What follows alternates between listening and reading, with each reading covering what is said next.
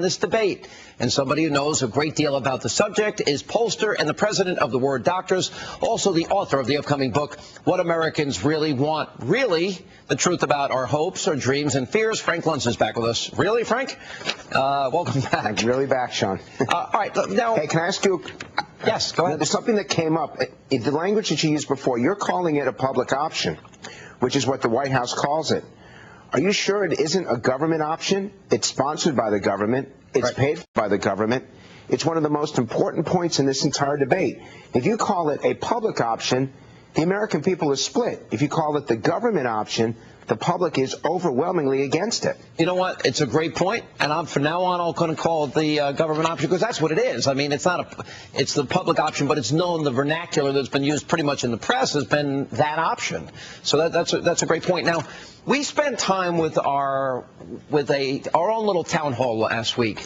And you spent time with people, and you did some dials for us. For example, we dialed, and we had people, you have these dials, and we had 15 people that supported Barack Obama, 14 that had voted for John McCain, and you dialed a part of Barack Obama's speech on the issue of health care. Why don't you set it up for us? Well, what happens is when Obama speaks naturally, the Democratic line, the Obama line goes up, the Republican line goes down.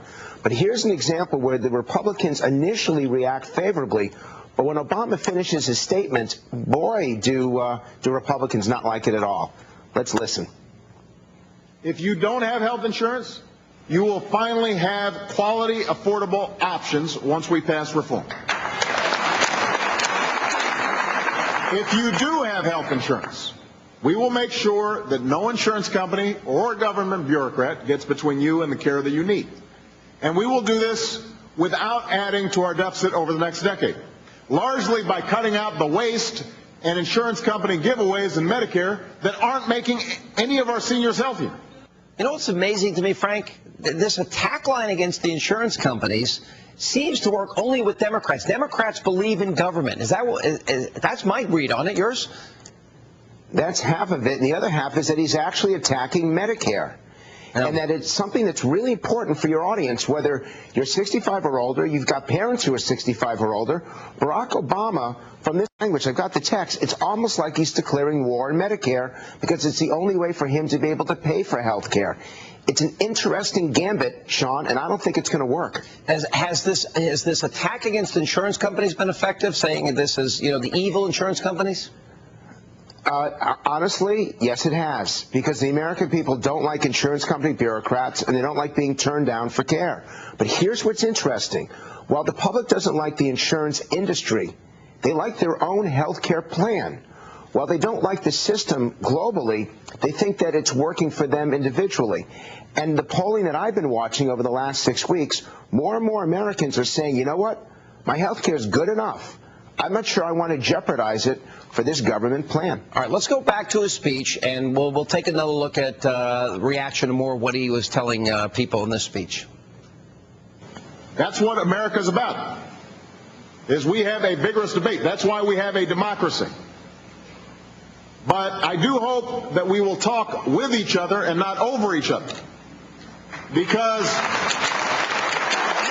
one of the objectives of democracy and debate is that we start refining our own views because maybe other people have different perspectives, things we didn't think of. Where we do disagree, let's disagree over things that are real, not these wild misrepresentations that bear no resemblance to anything that's actually been proposed. You see the Republicans dip off dramatically at the end, but what's amazing to me, it's his party that's been attacking the people at town halls and, saying they're carrying swastikas and they're un-American. Frank, I find the words meaningful in as much as they're inaccurate. Well, I do want to make the case for civility. We didn't like it. Republicans, I should say, didn't like it when Bush and Cheney were attacked, when people would scream out at town hall meetings when they were talking about the Iraqi war. And that Bill Clinton didn't like it when people came to his meetings and was shouting out at him in the second half of his administration. I think that this debate can and should be conducted in a civil and meaningful manner.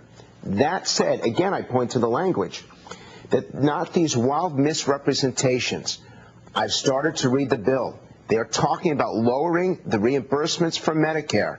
That is not a misinterpretation. That is a fact. And every senior has the right to know exactly what will be paid for and what won't be. And every doctor, Sean, has the right to know whether they're going to be reimbursed for their service. Frank, I've read the entire bill, all 1,018 pages of it. And not only that, they will tax small businesses that have a payroll of $250,000 or more if they don't go for the government option, to use your phraseology. Then they're going to be punished.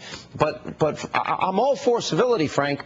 But I don't think the grandmothers and the veterans and the stay-at-home moms that are expressing passion have been disrespectful.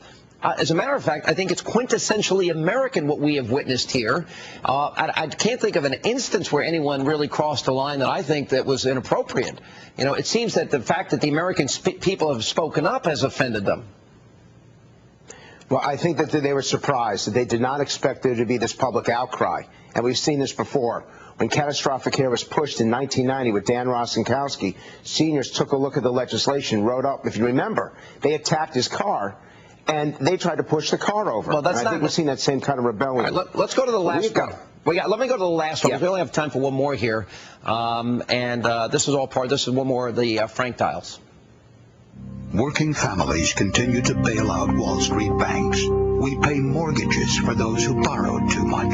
We own General Motors. The federal deficit tripled in just 1 year. Where does it end? Now some want Washington to for health care. Government insurance means exploding taxpayer costs. There is a better way to health reform, with patients and doctors in charge, not government and insurance companies. Tell Harry Reid we can't afford government-run health care. That really scared, but the Democrats, they had the Democrats for most of that ad. Why? Because it was a positive ad that presented an alternative. Rather than either just defending or attacking, the ad gave an answer. Let's find a way to put doctors and patients in charge of their own health care. That's what the American people are asking for. And, Sean, that's one of the most effective ads so far in health care. All right, Frank, good stuff. Appreciate it as always. We're going to continue to follow the ads in this debate. Frank Luntz. And when we come back.